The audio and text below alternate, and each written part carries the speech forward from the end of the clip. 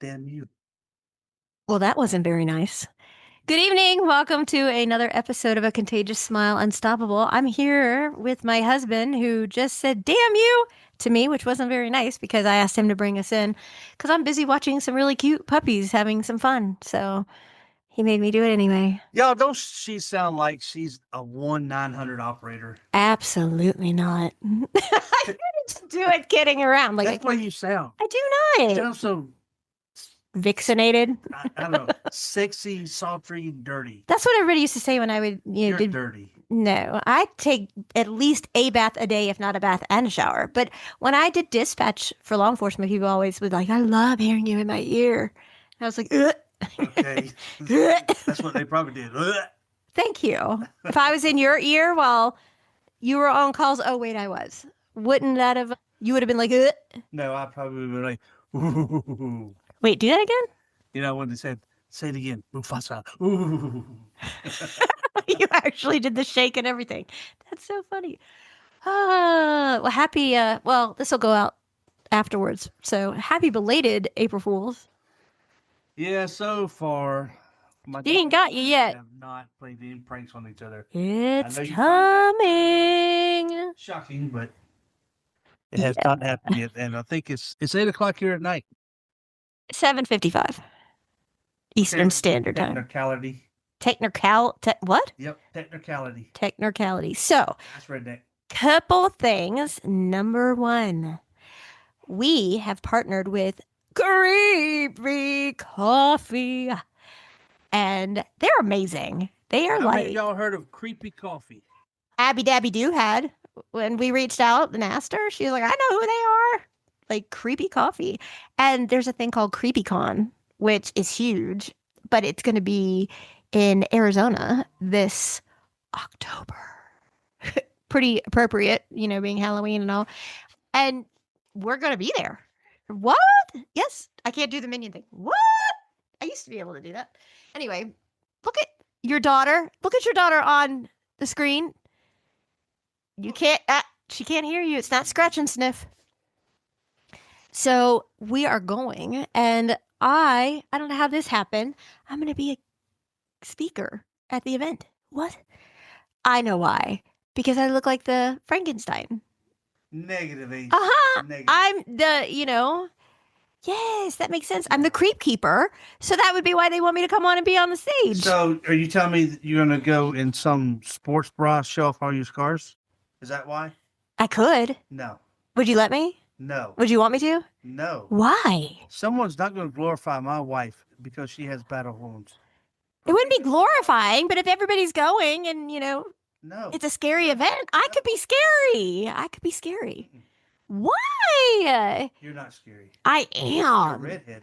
Now, in court, you're scary Be as hell. careful. Okay? When you put on that lawyer suit, you're scary as hell. I'm not a lawyer. I don't pretend to be one either. I'm not a lawyer. You just play one on TV. No. But I mean, I'm not a lawyer. I just am a very You strong could be. advocate. True, but I am a very strong advocate. Why can't I go and express my Easy. warriorism of my scars? No. Why? No, I don't mind you showing them off, but someone's not going to exploit you like that ever again, there, Dick. Oh, now we're talking about dick. Yes, Well, let's not jam it up. we won't. Yeah. Yeah. Now, I was not saying an inappropriate word there. Careful. That's a nickname It's a You know what I've come to the realization of, and I know that that you're hopelessly in love with me. I've known that for 25 years. But when I say this, if you don't have a revelation, I'm going to be like, what? So I realized, everybody comes to us and wants, right? And we just give. And we're talking about your parents who are divorced and then my sperm and egg donor, which now you call yours that. So I realized why. And in the beginning, your egg donor, huh? In the beginning, God. Yeah, in the beginning, your egg donor freaking tried to be my best friend. Like, remember? Like, Right. 100 times a day, she was calling me, not talking to you, asking me for money, asking for this, that, and the other, right? You know what? I remember the same thing happening with him, with your sperm donor. But he When I came, but he didn't ask you for money. That man never asked anybody for money. Well, that's not true. He took money from me, but in multiple ways. Right. But he didn't flat out ask you for money. That one he didn't do. No.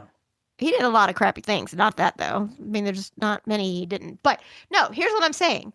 And then after the whole debacle of her trying to take things from a domestic violence shelter for women and children, I come to realize why she doesn't like me. You're talking about my egg donor. Yes. My mum. When did you call her that lately? Mum. You don't. I've never called her mum. Yeah. But no, really, listen, this is like a huge epiphany. I'm listening. The reason she doesn't like me is because I fixed what she broke. I fixed you. Do elaborate there, young one. Okay. Like with your sperm donor, he had a broken relationship with you for your whole life. Like you hadn't seen him since you were 7. And then he came in and out when it was convenient for him. And then he was like, oh, I'm a piece of shit father, blah, blah, blah, blah, blah. Right? Well, same thing with your egg donor. But then when they realized how strong of an advocate I am and how much I fight for those that I love and protect, she realized that I fixed what was broken. You. Like I fixed the broken pieces. I put together a beautiful stained glass. Sure did. I built a beautiful stained glass window on the pieces that they broke. And that's why I am so irritating to her. Because I don't let her seep through those broken pieces anymore. And you have woken up on your own without any influence from me because I've told you. No, because I've told you, if you want a relationship with them, that's on you. And you're like, no, next. But you made that on your own. I never said, hey, you can't see them. I've never said that. But because of the fact that the pieces have been healed and you have healed from that traumatic trauma, that's why I irritate their demons. Huh. Just like you irritate my egg and sperm donors' demons because you brought unconditional true love that they knew you always gave me from 25 years ago. But when you came back in the picture and, we were together this time permanently, that woke up and irritated their demons. So we we fixed each other's broken pieces, and that irritated the demons of the others. You are right. I love when you say that, but it's so often. It's so often. It's so often. So what do you think runs through the narcissist's mind when in the respect of the father figure being the narcissist? Well, moms can be narcissists too. We both have them. Okay. And someone such as me comes along, takes away that leverage. That scapegoat? That scapegoat. How do you think their reaction is that their child has never come back to them asking for help, asking for anything? Well, remember, in my case, I went over 10 years without speaking to them. Right. And that's when I first met you, is I was in that period where I wasn't speaking to them. And I think that that's why they tried to badmouth me to you. Just like yours tried to badmouth you to me. Like your sperm donor totally badmouthed you and your egg donor totally badmouthed you. And I think that's why. Is it because they want to feel like they have that control? Like, they don't anymore. Right. And they can't stand it. Like that is just putting glass in their, Kool-Aid. They can't swallow that. They hate the fact that control has been taken from them. But the most dangerous person, once they have become awakened to the reality, is the scapegoat, is the black sheep, because we're the ones that hold the secrets. We're the ones that hold the truth. We're the ones who see the truth and hold the truth. But we're normally silenced. That's the thing. And most times we don't ever use our voice. We just stay silent because we're put on the spotlight for everything that the narcissist can't do right, because they can't take accountability. They can't They have absolutely no emotion, so they can never be empathetic or sympathetic, either one. They can't admit fault. They can't have any type of authentic apology. So they try to be like I was blamed for shit when I didn't even live in Georgia. Like I was blamed for stuff I wasn't even here. Right? And I was blamed for crap I wasn't even here for. When I was younger and I would be at my grandparents for the weekend and I would unfortunately go back to them on Sunday night, I would be accused of something that like was missing or something that my brother might have done or misplaced or whatever, and I wasn't even there. And I was still accused because that's what they do, and they don't think they pretty much have trained us at such a young age not to come up and try to authenticate the truth because it's a web of their lies. And that becomes the issue. So they don't want, you to ever show who they really are. And they scare us into a submission where we don't want to talk about it because no one believes us. They make us out to be liars, that we're these horrible people that can't be trusted. And, I remember your egg donor sitting down. Oh, she made me promise I'd never say this, but she also promised my daughter she'd never do what she did. No, don't break your word. Well, I wasn't going to be specific in naming what dog food I have a video of her eating or dog treats. I didn't break my word. She just said I could never tell anybody she was eating blah, blah, blah. Okay.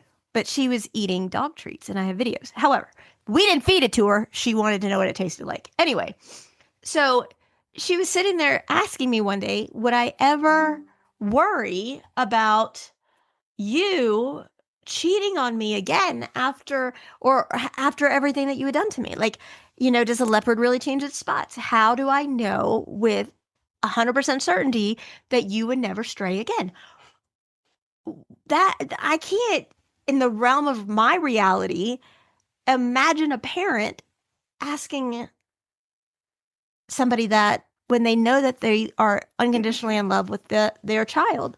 That's like, I mean, I can't even. Why sow that doubt? Right. I can't even put into a format like asking somebody who is dating Faith, would you ever be worried about XYZ? Like, I can't even come into a situation or scenario where I would ask somebody, are you in fear of this?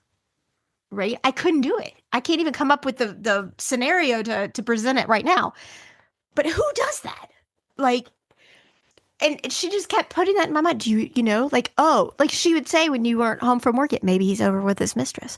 Maybe he's still out. Maybe he's, doing XYZ. Do you really know? Do you know where he is? I mean, who would do that? Not even in a ha-ha manner, because it's not funny. It's not funny. But right. Who would do that? So let me clarify what my wife just brought up. Yes, back in the day, I slept around on... I must have stepped on a mouse. On both of my first and second wife, okay? Well, both you stepped around on me. Well, you were one of the people that I was seeing. Wait, hold on. Stop. One of the people I was seeing. One. One. Yes, one. You and I were in a relationship for 4.5 years. Yes. Outside of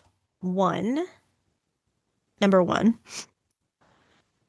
having first marriage. Right. Having relations, as in one night stands, wham bam, thank you, ma'am, is not a relationship. Mm-hmm. It's a one night stand, which I've never had. I don't even know how that. I'm just too much of a prude. But you and I were seeing each other for 4.5 years. But you just stated one of the people that I was in a relationship with. Yes. How many other people were you in a relationship with? How? You wanted to see me every night of the week. Like I would say to you, aren't you going to get sick of seeing me? And you're like, nope. You wanted to see me 7 nights a week. If you worked an extra job, you wanted me to sit there with you while you worked it. Like I was with you every single night. Well, I'm not gloating about this, but I got really good at lying. And I had blinders on to no end with you because I didn't see any of it. I don't know what you call me other than a whore back then. I was on duty as a cop, so I get paid. But we saw each other outside of you working too. Right. You spent the night with me. We went away together. How do you? I stayed in your apartment for like 3 nights in a You're row. supposed to be the one that gives me the name. What name for me is there? Then or now, I was a manipulator. you were a man whore then, but I didn't Okay. know it. I had no knowledge of it. But my wife asked the question, or the question was posed to my wife: can a leopard change its spots? Okay, I'm going to say yes. Okay, can an alcoholic become sober? Yes. But do they fall off the wagon? There has to be a huge drive, a huge want. Something has to be more important than another pair of titties, another dingaling. Something has to be more important than sex. Okay, but hold on. Let me ask this. That whore, that gigolo, whatever you want to call me back then. But let me ask this because Change. hold on. Okay, and I appreciate your openness about this. I really do because okay, hold on. So let me ask. I'm the same person now as I was when we dated 25 You're years even ago. more sexy and gorgeous. He's just talking about my big fat ass. So I love your ass. anyway, if I'm the same person I was then, why did you cheat on me then and not now? You are not the issue. It was me. But if you have someone, if you really truly love someone unconditionally, then you don't feel the need to cheat. Yeah, but when I go back and think about it, it took you a long time to say those 3 words. It did. To me. But you never said I was in love with you. You just said I love you to me back then. And if you were in love with me, would you have still been a man whore? Looking right now, I would say no. But back then, I might have said yes because I was still young. I still had influence, so to speak. Well, but see, I don't know because see, the thing is, both your egg and sperm donor both were. They were great examples of what I became. They both were loose. Yes. Is that fair to say? Yes. That's fair to say. I was trying to be polite and a tad bit respectful. I don't know why, because that's not deserving. But like, I grew up watching my sperm donor flirt with anything with a pulse, and he would check out other women in front of my egg donor. Like, I would be sitting there and watch him break his neck. Faith used to laugh and go, "Oh, this is him looking at women," and she could imitate him perfectly. I mean, it was hilarious. Like, she would say, "What color were her eyes?" You didn't get that far. Like, she would ask, right? And that's just it, is what is the purpose? Like, I've never cheated on anyone, even my abusive monster.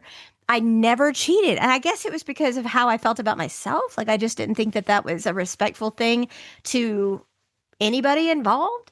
But to me, as a partner and wife and mom, I look at it now that cheating is not just on my spouse, it's on my family because I'm putting a huge crack in the foundation of my life. Right? I'm putting a foundational crack in my home.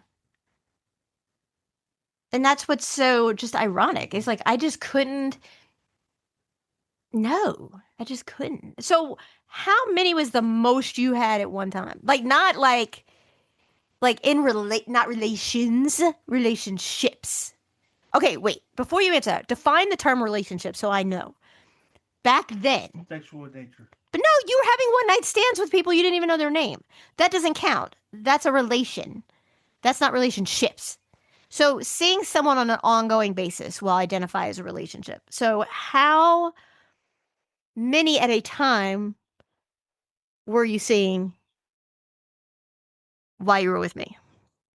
It depends on what you mean by at a time, because some of them came and went. No pun intended. Ongoing. Ongoing?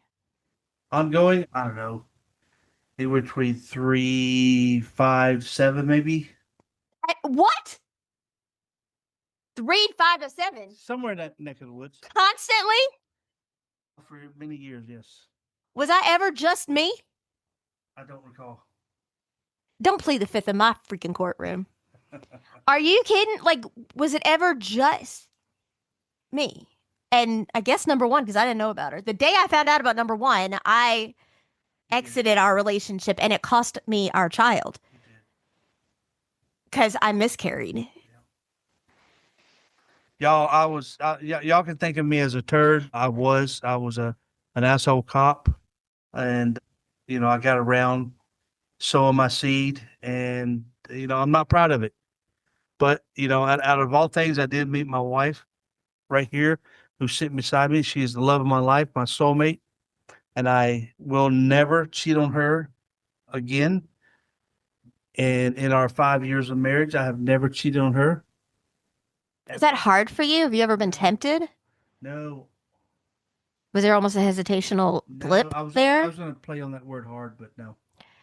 So when Faith makes a comment about somebody between the ages of 15 and 20 and says, hey, they could be yours, it technically could be.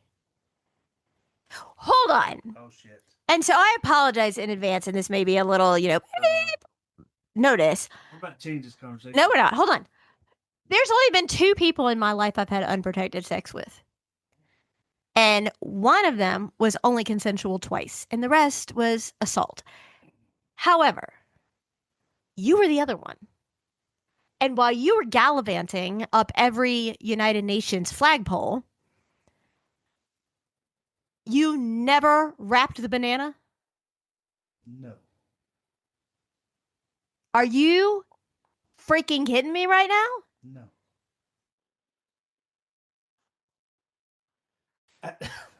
I know this silence is breathtaking. I only used a condom maybe 3 times in my life when I was like 16. So how did you not? 15 or 16, I don't remember. So how did you not worry about knocking up somebody? You didn't care. That's kind of not on your mind at the moment. What would you have done if one of these came to you and said, "Oh, I go to the baby, I can't even speak. English? I don't know how to speak it." And okay, let me say I'm not profiling and I am not being racial in any manner. My husband, I am his only white woman he's ever had. Let me put that out there right now. I do have ice connections, so women don't think about trying. That was a joke. Kinda. Maybe. Sorta. But you liked people who barely spoke English. You liked people who were of the Latino, Filipino, Asian, any kind of not Caucasian ethnicity. And most time you didn't get their name. How are you not worried? Oh my God. How are you not worried, A, about STDs and B, about pregnancy? I'm telling you, that was the last thing in my mind. What would you have done if they all came up to you and said, yo, homie, I got a bun in the oven? Yo, homie. I don't know. Wait. Okay, answer that question. You started this. No, you started this. Yeah, Anyway, what would you have said? I don't rightly know, man. And the thing is that happened. I was tested over the years. I went every year to my OB like a good girl and was like, she would always say, do we need to test you for this? And I'm like, oh, let's do routine blood work, blah, blah, blah. And I'm like, no, I'm intimate with my boyfriend and it's committed, solely committed, intimate, just the two of us relationship. And little did I know that you were given more rides than Greyhound. Okay, can we pause here? Sure, giddy up. All right.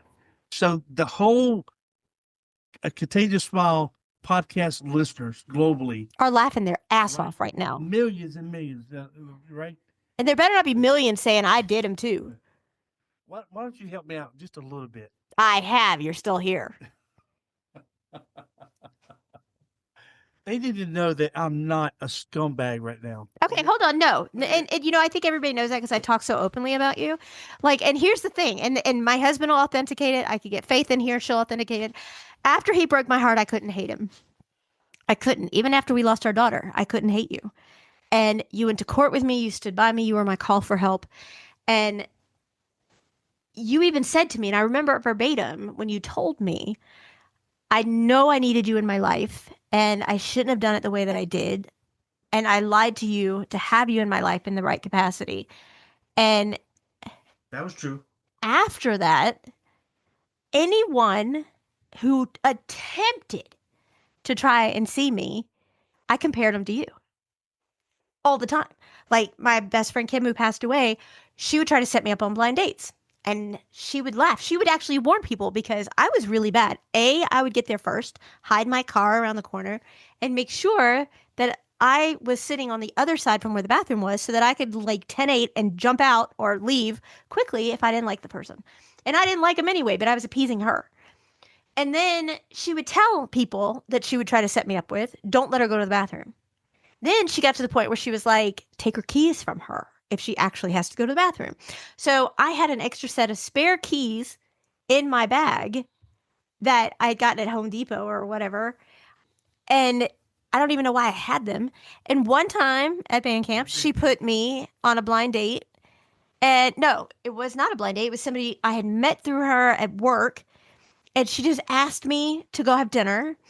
And I said, I have to go to the bathroom. I'll be right back. And he said, can I walk you to the bathroom? And I said, no. And he says, I was already warned about this. Can I have your keys? I said, I'm sorry, what? Well, can I have your keys? Sure. So I took out my extra keys, put them on the table, got in the car, picked up my cell phone, and said, I freaking hate you. Why? You owe me fresh keys at Home Depot. You better go. She's like, are you in the car? I'm like, yes. She's like, not everybody's going to be stucco. No. And I was like, no. And everyone that anyone tried to introduce me to, I would compare to you. And that was always what it was. And even the very, very short period of time that sperm donor, would even say, hey, he's single, you're single, whatever, whatever. I'm like, I know he's not stucco. And he told you that too. He himself actually admitted that I was like that. But my abusive monster hated you with nuclear capability. He was like, you hold him on this pedestal. And the thing is that there was no way, shape, form, or fashion that I would have reconciled with him if he was still a dirtbag, because I would have stayed back with him then. And I didn't. I didn't. And I left. I was heartbroken. He's the only person who's ever made me miss work for a week, ever. I missed work for a week. I didn't get out of bed. I was so heartbroken. I was devastated. That and the miscarriage, I didn't want to go anywhere. I was just done. So, no, I couldn't. And then now, like, he's been such a stand-up guy. We've talked multiple times over all the years. I had confrontation with wife number 2. I think I did pretty good with her broken English. She gets on the phone. I am going to reconcile. I don't even know how to imitate her. With my husband. Stop calling my husband. Do you understand what? I can't do it. Can you understand what I'm saying to you? And I was like, listen, Toots. I remember I was sitting at my kitchen table. I was like, listen, Toots. And I'm looking around the corner for Faith, make sure she can't hear me. I'm like, let me make sure you understand this. I'm going to say it as broken as I can. I had him first. I'll have him last. You're just babysitting. If I wanted him, he'd be here with me right now. Like the Hispanic women go on and can just round it like a mile a minute in their words, right? I don't know. Like, and I'm like, what did she just say? What did she? I have no idea. But when my husband and I got back together, we were meeting at the airport. I was a nervous wreck. And I've never been like this, ever. I was like, I'm going to throw up. I don't do that. I went and got my hair done before I went to the airport. I was like a giddy little girl, right? I get to the airport. I must have gone to the bathroom like 15 times before you got off the plane, because I was just like, he's going to make me pee on myself, or I'm going to throw up. Oh my God. I don't know what I'm doing. I can't deal with this, blah, blah, blah. When I first saw you as you tried to scare the dog crap out of me around the corner, it was literally like it was the day before. And it was just where it used to be, but better. Do you remember the first time you saw Megan at the airport? Mm-hmm. Do you remember what your first thought was? I want to try to screw you And then after that, because Faith was there. right? And then what was your first thought when you and I locked eyes again? I don't recall. Over 5 years ago. Are you kidding me? You can't even drop an ounce of sweetness, but you can dish out your sperm to everybody? Wait a minute, Hoss. What?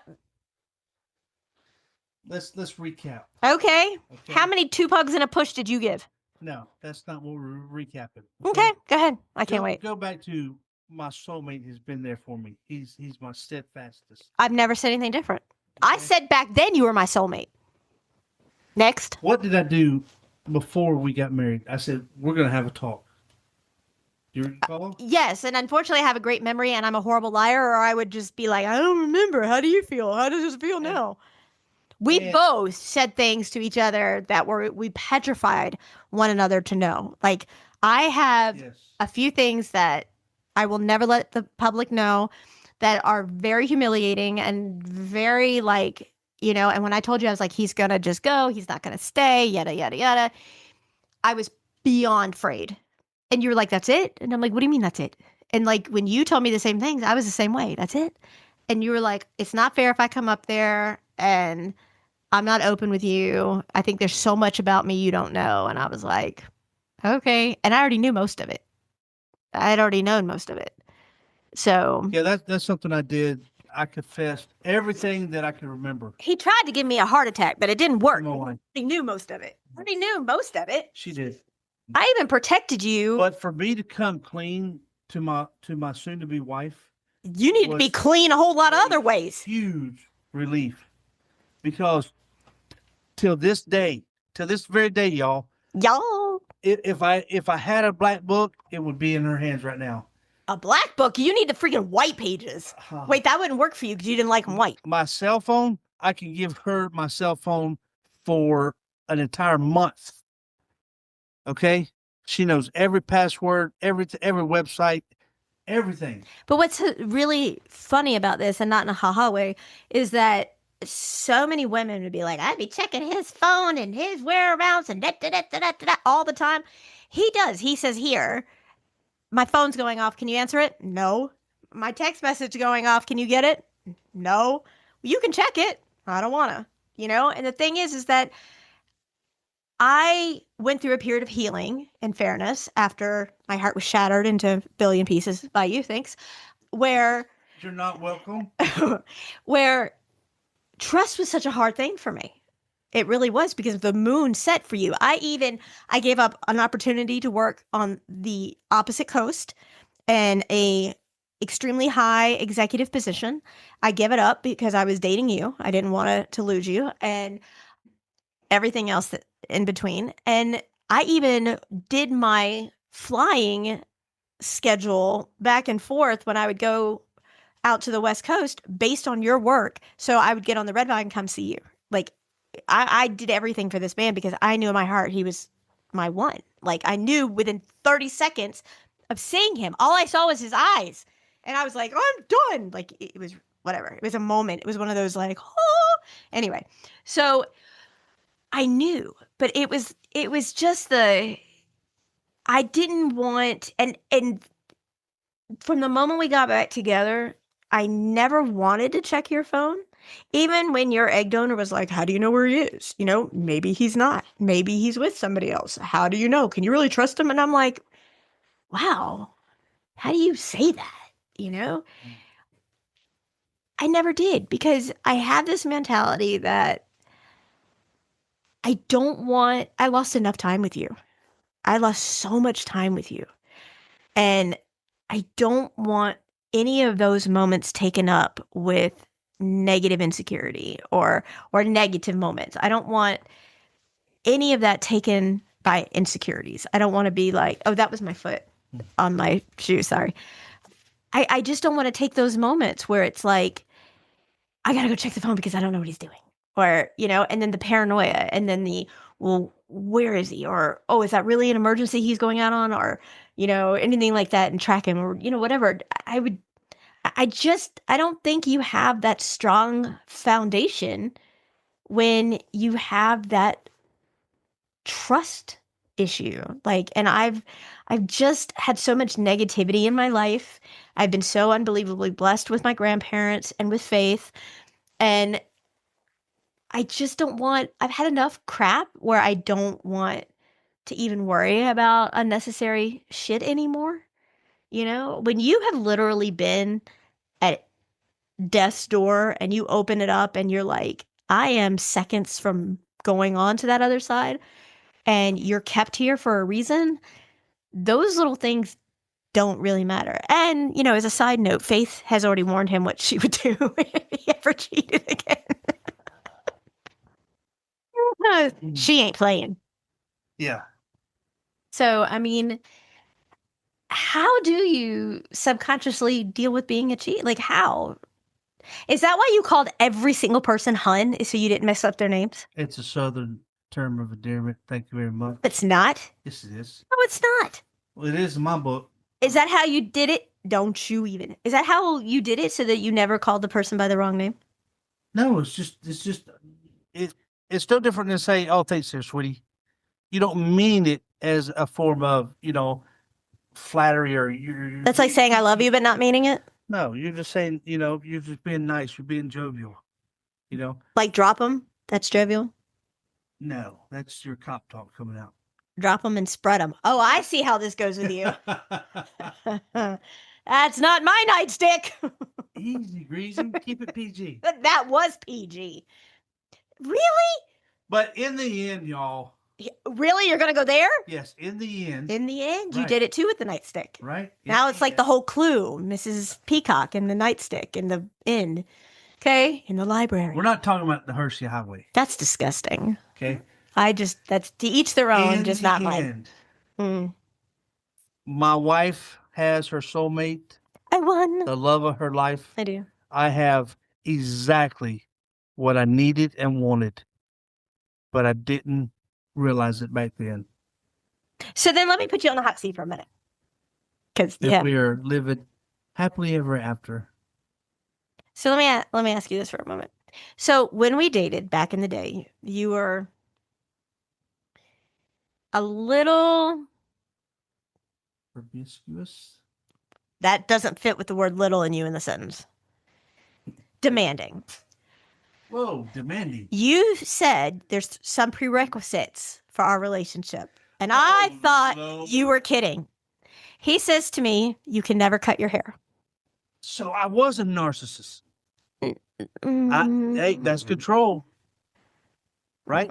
If I gave okay, hold on. Hold on. The last thing I need is to ever see you in that light, so I'm not going to go down that path. Because I can't see you. I have blinders. So I can profile someone all day long and say they're a narcissist, they are not, they're not. I'm not profiling you in that category. To you. So he tells me, slut. Okay. A freaking whore. A whore. I was a paid whore. I slept around on my first wife, my second wife, and during my first wife, I met my current wife right now. That's a little confusing. Okay, hold on. Right. So you told me I can't cut my hair. Okay. You told me that I could not have a tattoo because you thought they were repulsive. Is that number 3 or number 2? That's 2. Okay. Number 3 was I couldn't gain any weight. Okay. Now, I don't want to profile you. Now, number 1, I didn't cut my hair. Number 2. Wait. Number 1, you had long. It was down past my thighs. Fire, auburn, red, orange hair, whatever. Yeah, it's just smoking hot, gorgeous. Number 2. No guy should want you to ever cut your hair looking like that. Number 2. No tattoos, like none, whatever. You had a blemish-free body. It looked immaculate. Okay, careful with that statement, blemish-free, because now I'm scarred to hell.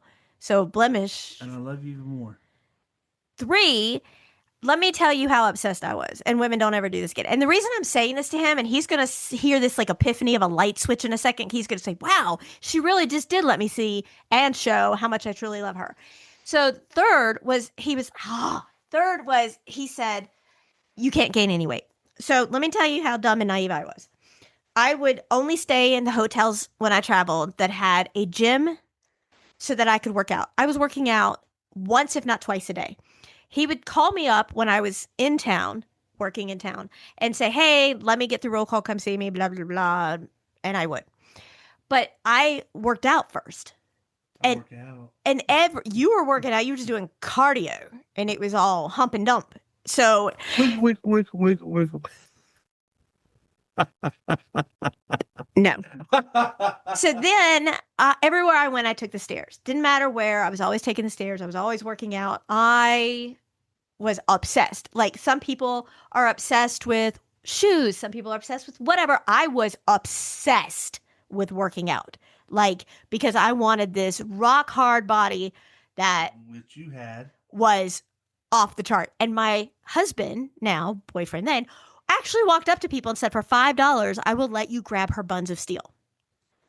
And I was teaching. They were amazing buns, y'all. I was teaching martial arts. I was teaching all sorts of things. I was helping at the academy. I was teaching at the academy. We were doing Officer Survival Week, all sorts of things. I was lifting. I was very active.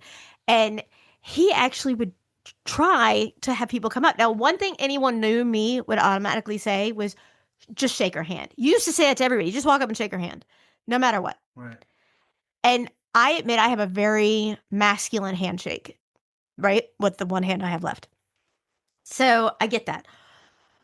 But now, here we are together now, and we have this huge wall downstairs, and we have made it the family wall where there are photographs from like 25 years, right? And one of the first pictures ever taken of my husband and I was back then with my long hair. I'm in a business suit and we're together side by side. And we kind of tried to reenact it, and we have the next one over there beside it. Now, I do and I don't look like I did back then. Because I never took any pain medication for any of my surgeries and any of the pain I went through, like even the amputation, that was god awful. I never took any pain meds, right?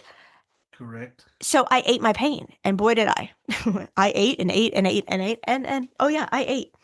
And my husband, I used to say, "You promised never to lie to me again. You're running that trap under your nose." Because he was like, "No, babe, you're not getting big. No, no, no, no, no. Liar."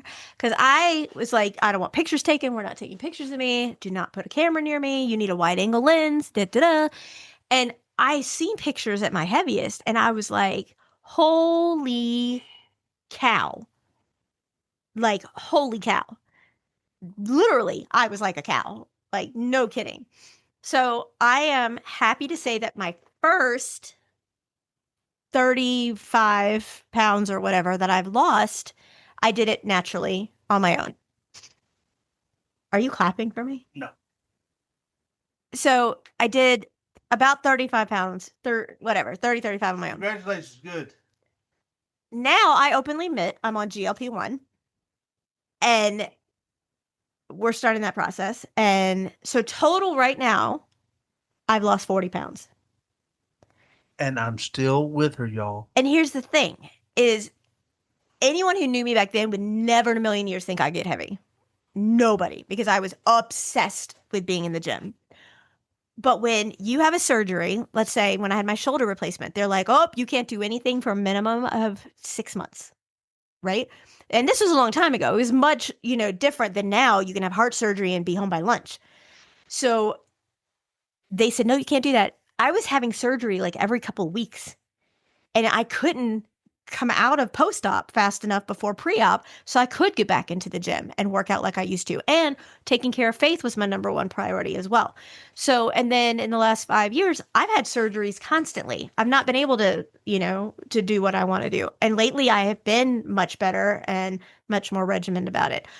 But my husband, the reason that we're going through this long parade of crap is because my husband has still, even though he lied to my face and said, "Babe, you're still beautiful," even though, you're the size of a small country. He's. I didn't lie to you. You told me I hadn't gotten big. Babe, 40 pounds is a toddler. Okay. Let me put this in perspective. Okay. Your definition of big is different from mine. Explain. My wiener. Do you really want to go there? I just did. Okay? Only I because have a teeny weeny. you are so full of shit. You are so full of shit. I had to go to the doctor after the first time we did because you split me. Okay. That right there explains the difference between you're saying I'm lying to you by saying that you're still big. By saying this is not appropriate for the podcast talking about Too late. the bratwurst that you carry in between 40 million people just heard this. You have a size 16 shoe and you have huge freaking hands. You're supposed to be a lie. Yes, because you said I wasn't fat. I'm proving you wrong. You're not fat. You're not big. I was. My I definition was very... of big and fat changes. Okay? How does it change? Look how big your hand is. And I'm telling you right now, it goes from there to there. Shut up. See how quickly he changes this? I'm not editing any of this out. It is not a cocktail weenie. And I'm telling you right now. Okay, we're talking about the line part. Okay. But you have to admit I was heavier. No, I don't have to admit that. You do, because if not, you're withholding from me. No, I'll let you have everything, babe.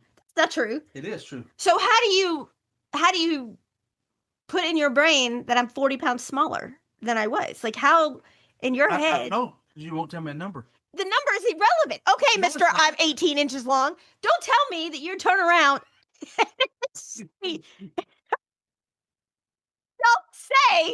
Don't turn around and say it's a number, because the number is not relevant on the scale, right? Because if you say it's not about a number or it is about a number, well, your shoe is a 16. Is it about small, medium, large? No, it's not relevant either. So what is it? It's about the actual physicality of a person. Like, okay, before you couldn't put your arms all the way, like completely, how do you define it? Wrap around and touch each other, right? Like you could put your arms around me before, but you couldn't wrap them all the way around and have them touch hand to elbow on both sides. Okay, so if you're, let's just say for shits and giggles, you're 250 pounds. Never did I get that big. Okay. If I see someone who's 450 pounds. They're larger than me. Look at Faith. I'm bigger than her. I'm bigger than her. Okay. She's bones. She's not bones. She's getting healthy. She's getting very healthy. Y'all, I never talked about my daughter. She's getting very healthy. She's put back on the weight. She's eating like a damn horse. I kid her and rib her all the time. And I said, where the hell are you putting all this? Because it'll be not 2 hours after dinner. She'll make another dinner. Well, you're the one with the third leg in your... Are you still talking about that horse? Who brought that up? Oh, everyone, that was a Latino. I think you're going to end your show. I'm just saying. I look at pictures where I look like I ate a pufferfish. Colony of pufferfishes. You still were not big to me. Okay, let's talk about other people in family without mentioning names. My egg donor, big or small? Short and fat. Your egg donor. I know what she weighed. I have no clue. Would you say she was small or big? Yeah, big. Okay. Sister-in-law. Either. Which one? Both. One's bigger than the other? Probably. Your sperm donor. My sport, the guy, he's 330 pounds when he got here. He was up to 400 pounds. I think he said his biggest was like 415 or 420 or something like that. That's what I think is what he said. But like, you have always had the sexiest legs. Whatever. And sexy hands. But you have put on 70 pounds. So are you, cocktail wiener. So you have gained 70 pounds since we got married. And you don't show it, except our friend Jeff, who tattooed you with your double chin. Jeff? With your double chin. I have a tattoo of me. Embracing my face. And I caressing. have a chin. And I have girly eyelashes. Well, you kind of do have a goblet. Yeah, but the eyelashes. But you have a goblet. I can get over the goblet. Okay? I love... The Tom. The what? The Tom turkey. Anyway. The Tom Turkey. So the point is, I'm no longer a liar. Okay. No, So you know. you called me a liar. No, I did not. Well, You yes, said I was I lying to did. you. Well, you were lying to 40 million people by sitting there and saying you have the size of a cocktail weenie that's wrapped up in like a Hebrew croissant or whatever.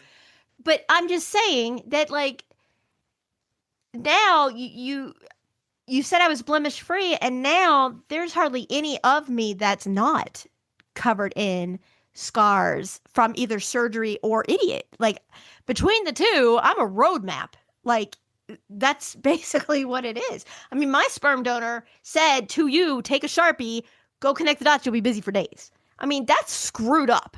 That is really screwed up. But And how do we look at it? what? Your scars tell a story. Yes. That you survived. Yes. And that makes you stronger, more beautiful. Would you have dated me if I was all scarred up like this back in the day? You would not. And tattooed. Oh, bullshit. If y'all had tattoos back in the day, you would not have. Oh, they look great on you. They're sexy. I have 3 on me now. I'm trying to get them to get more. You saw somebody the other day and you're like, would you ever have your hair that short? And I was like, I've had my hair that short. I've had to cut my hair that short before. And you're like, babe. Really shaved short. I know, but how invigorating it was. And more people, believe it or not, told me that I looked sexier with short hair than long hair. Well, I don't care what other people think. You're my wife. Okay, but do you understand the savings in just shampoo and conditioner alone? Like, the fact it took me 3 minutes. It took me. You're not taking care of it. Let me. It took me. I'll get in the shower with you, woman. I promise I will wash your hair. But it's every like night. 3 minutes. I was like, ding, ding. Oh, no, I'll spend 10. Done. You take a 3-minute shower now. I've washed everything on me from 3 minutes. Oh, for the love. No. I did 3.5 tonight. I washed my hair. I'm just saying that, like, it's so invigorating because you could just. Well, let me experience that. To let me cut all my hair off? No, to let me wash your hair. I'm not talking about that. Oh. I'm talking about the fact that the hair was short, but the one thing I hated is going and having it always cut to keep it from getting raggedy, number one. I hate it. I love the shortness, but for me to go sit in a chair and have somebody cut my hair like every few weeks because my hair grows really, really fast really was challenging for me because I just couldn't stand it. And then when I decided to grow it back long again, that in between stage when you're going from, I mean, I didn't even have a pixie cut. It was straight, like, what do you want to call it? Boot camp cut short. Yes. And when I was transitioning from boot camp hair to like long hair, and it was in that in between where I looked like I was wearing a football helmet, I just wanted to go back and cut it off. I was like, I'm done. I don't like it. I don't want it. Nope. Just get rid of it. And I had to work through that for months and months. And I just lived in hats because I hated it. I was like, this is just not me. Right. You know, and I remember one of the very first times you and I started talking again, you asked me, is your hair long? Like, that was one of the very first things you asked me. And I was like, not as it used to be, no. And I explained that I had surgery and they had to cut my hair. And you were like, how short is it? You know, that's what you said. But what you don't get is you still give me butterflies. Like you do. Like, I still get butterflies with you. I still fall in love with you over and over again. What is this? Could you name it specifically so I could do it often? Well, okay, let me just say. I know I push your buttons. Oh my God, do you ever? But here's the thing, like every night, it's the small things. And if you say it, I will absolutely. No, you won't. Yes, I will. He goes every night, and I'm one of these people that like take a shower in the morning and I take a bath to like decompress at the end of the day. You want to know what I do in the morning? Sleep. No. Oh, here we go. He brings me 2 frozen Eggo waffles. Frozen Eggo waffles. For breakfast in bed. That he disintegrates into million like little tiny pieces because he breaks it up with his hands. That he probably just wiped his ass with. Every day. And he takes them and tears them like he's shredding a piece of paper. For the last 5+ years. It wasn't always waffles. It used to be those little 100-calorie things. Yes, it did. And then he started to bring me frozen Eggo waffles that he would just like disintegrate into like a bunch of pieces and then put syrup on it. And syrup. And then, but at night, he goes in there almost every night. Sometimes he forgets, but he goes in there because it's very hard for me to do the stopper in the tub because being one-handed and losing my balance because my equilibrium is messed up from all of the surgeries and having only one eardrum and stuff. So he goes in there every night and does that for me, and he puts a fresh towel out for me. And that is like something he just does now, and it's so sweet because he does that, and it's really just from his heart, and I love it. And I still get butterflies with you. I do. I'm not gonna lie. There are times, well, I can't, but there are times I sit at the table when we're somewhere, or we try to go out as a family and have dinner once a week if we can.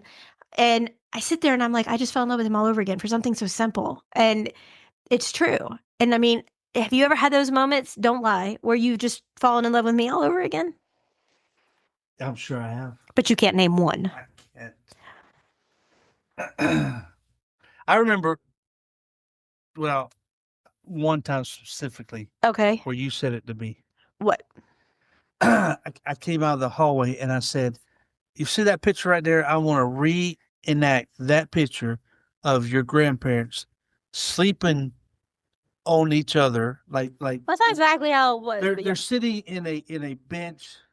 They were in their home on their patio. She had fallen asleep on the lanai or whatever you want to with call a it. blanket wrapped around her. He brought a blanket on her, and then he was watching her, and he sat on the edge, and he fell asleep And watching she's leaning her. on his shoulder, and Yes. he's leaning his head on And it hers. is so beautiful. It's very sweet, romantic. And I said, I want to recreate that and take a picture of us. And you said, I just fell in love with you all over again. Yes. But you don't recall ever falling in love with me again? Do not wrap the show. I do. What? I can't remember. I have a horrible memory, y'all. Okay. My wife remembers freaking everything.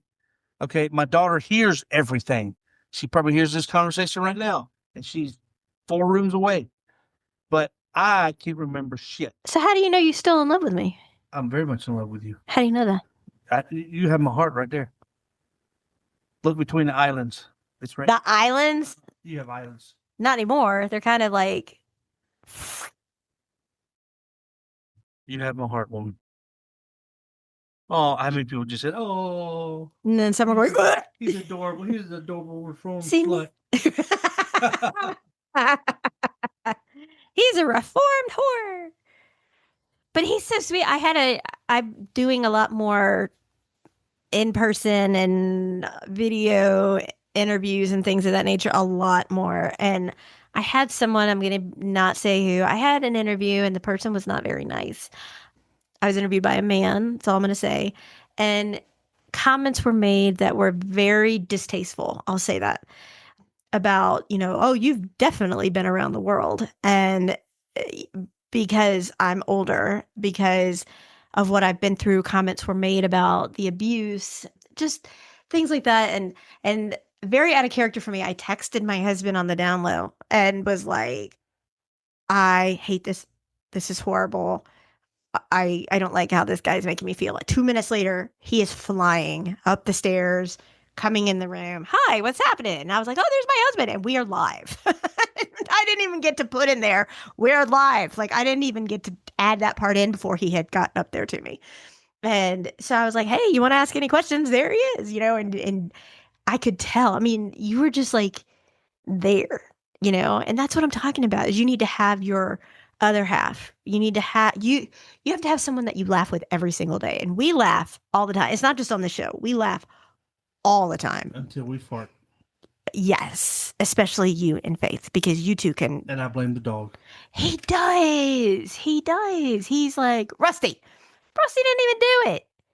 Now you have 2 others. And before we wrap up, I have to say, like, we have so much coming on here in the near future. I have to get a list of everywhere we're going to be because we got a bunch of things coming up in person. Like, we're flying out to Arizona. We have now become partners and with Creepy Coffee, which is amazing. They are amazing. Y'all go look them up and buy some stuff from them and tell them we sent you. Yeah. They just smile. Creepy Coffee. And then Friday, I get Amir. His name is Amir. Hey, he'll be a Ram to me. No, his name is Amir. Amir Mushtabai. No, that's a Ramoshbai, FBI, Mushtabai. who just had a birthday, and I got to tell him happy birthday, and he did a little birthday dance, which was awesome and hilarious and fun. I bet he's funny. He's hilarious. Look at all of the stuff he has sent to us. Yeah, he sent us a lot of videos. He is hilarious. And Eric Winter just sent me a little congratulatory message. What? I told you this. You were probably sleeping. What? Yeah. Okay. So Eric Winter. No. Yeah. Tell me about Eric. Okay. So he messages, often, and Yes. him and Faith have been talking about pranks and whatever. He also was on Days of Our Lives and a whole bunch of other stuff. Watched Days of Our Lives back in the 80s. I think he was on back then. He was Sammy's brother. He's like 21 years old. He's been married to that beautiful. Oh, yeah. The one who was on Rush Hour.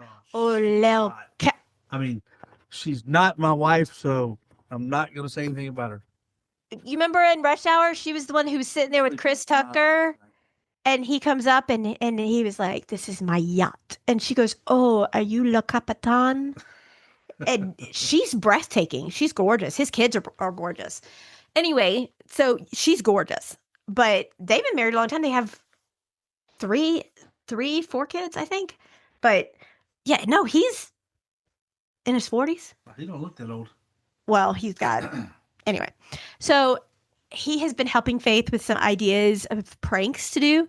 So he sent multiple messages, and one of them was congratulating me on getting the very sweet, wonderful honor of top 30 most empowering of 2026.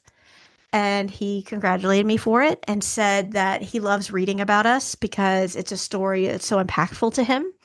I don't want to give his whole video away, but it was very, very sweet. And then he was like telling Faith about some very specific pranks that she could do by going and looking, because he put examples of them up on TikTok, and she could go look at those specific ones to get how to do these pranks to you.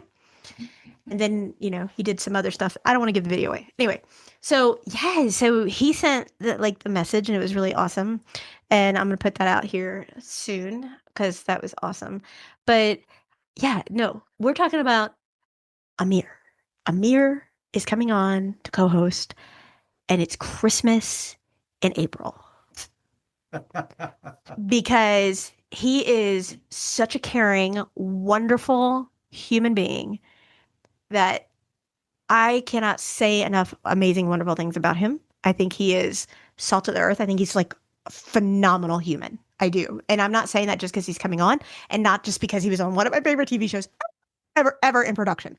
Even if I had just met him and became friends with him, I would still say that he is cream of the crop. Like, he is just a stellar, nice guy, which are so hard to find these days. And he is hilarious. Like, hilarious. Like, if somebody asked me my favorite Aram Mushtabai moment in the Blacklist, it actually is in season 1.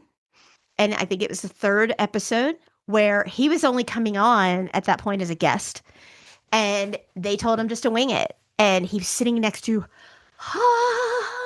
Raymond Reddington, James Spader, still waiting to talk to him. And he's sitting there, and James Spader says, "I know how to disassemble this gun and put it back together in 2 minutes. And in that 2 minutes, you have to transfer $5 million into this offshore bank account, blah, blah, blah, blah." He goes into specifics and all that. He goes, "However, if you fail to complete this mission, I'm going to unload this in your head.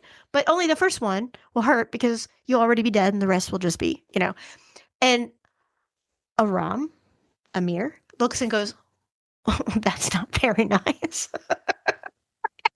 Where, here is Raymond just being like, so stern and whatever. And then here's Aram, who just is like, "Well, that's not very nice." And I was like, I'm going to love this character.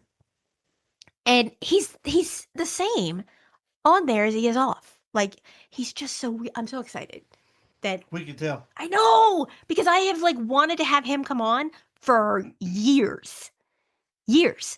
So, Merry Christmas to me. So I'm very excited.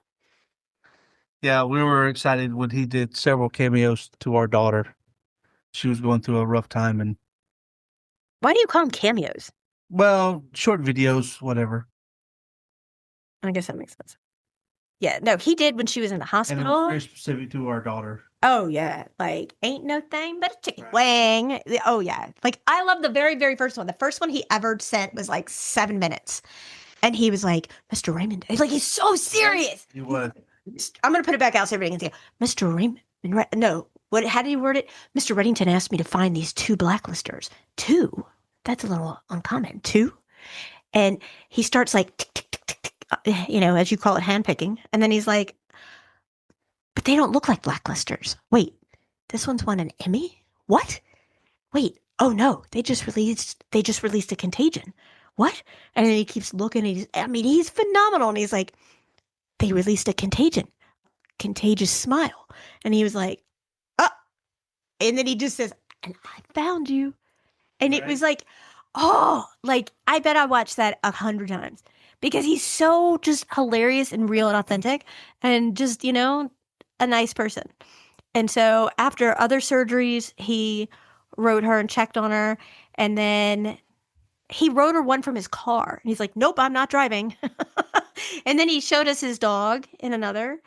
And what a cutie. And then also he had a surgery and he wrote and talked to us about it after, telling us how he did.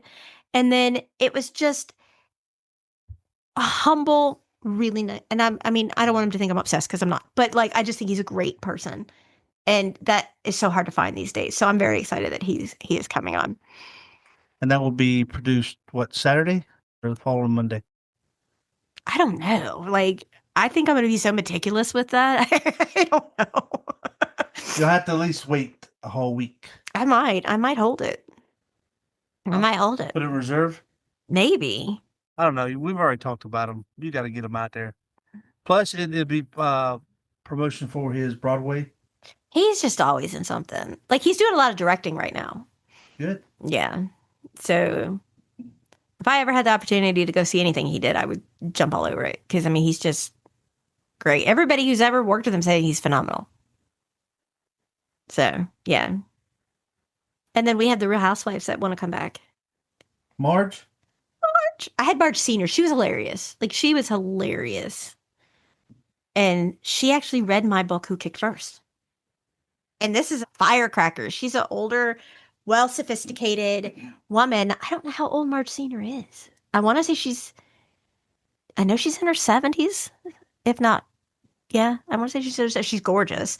But yeah, she survived abuse and she read it and she was on there. And then her daughter reached out after hearing from her mom and sent me a beautiful message and wished me happy holidays and said she would come on. And we've had a lot of really great people. It's been fantastic. It really has.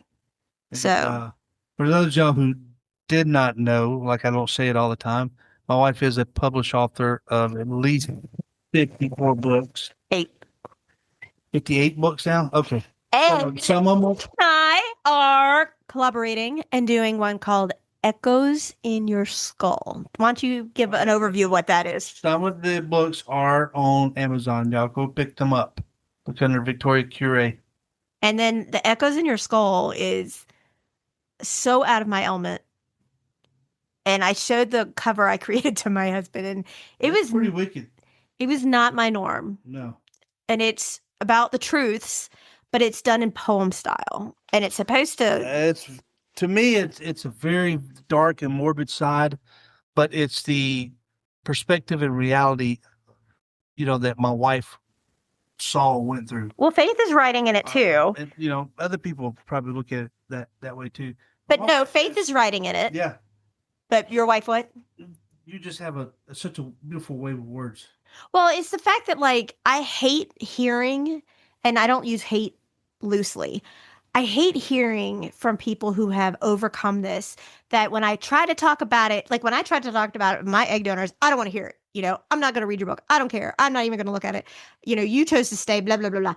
If they could only see what it was like for even a minute. Now, these narcissistic pricks are not going to sit down and read the book. or not sit down and listen to you tell your story of survival, right?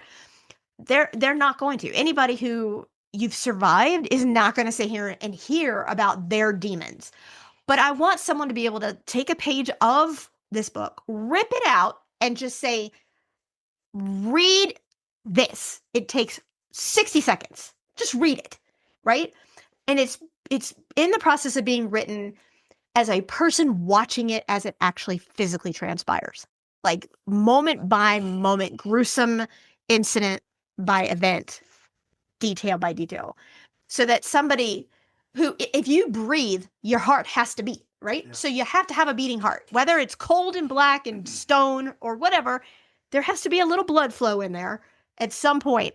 And I want it to come across so at some point, someone who has caused this or not helped you through this in your healing and survival can look and even just be knocked off of their notch just a little bit. Like take them down a notch and go, holy crap.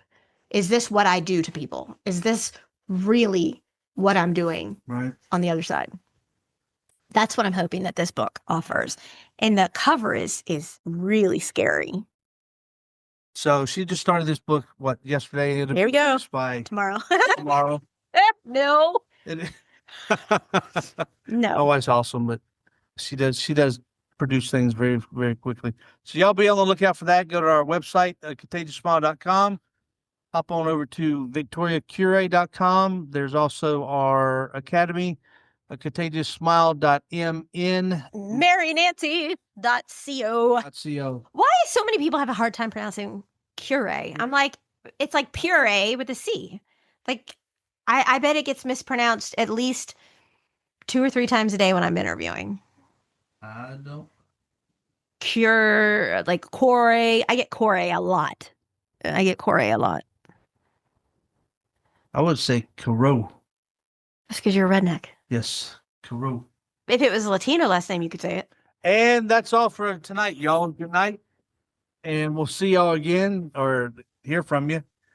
Adios. Hey, by the way, before you end, we had another person write, because I love our listeners, write out about how they love how we are. I don't know what you did with it, but I printed out another note that we got from another listener that said they love how authentic we are, how funny we are, how jovial we are, and we can even talk about really seriously heavy things, but do it with such respect and genuality and just authenticity that they really love our show. And I printed it out because she even said your name. And so I don't want to hear squadoosh out of your face. Oh, man, nobody likes to hear me. It's all you. Whatever. So you can take us out now. They love your 900 voice. Have a 900. They don't even have those anymore, do they? Do they have? I figure you would know. Nope. Never called one of those. You didn't have to pay for it because you had it. That's right. Press 1 for English, 2 for Spanish. You're hilarious. You never got past 3. Thank y'all for listening to Unstoppable here with Victoria and Michael. How do you say Victoria in Spanish? Victoria. No, you don't. Alexa, how do you say Victoria in Spanish? That now. In Spanish, Victoria is pronounced the same way. Of course you knew that. Hello, Miss 3 Doctorates. You're the one. Of course you would know it. Well, I just told you. Yeah, but that's shocking that you knew. Here we go, folks. Good night.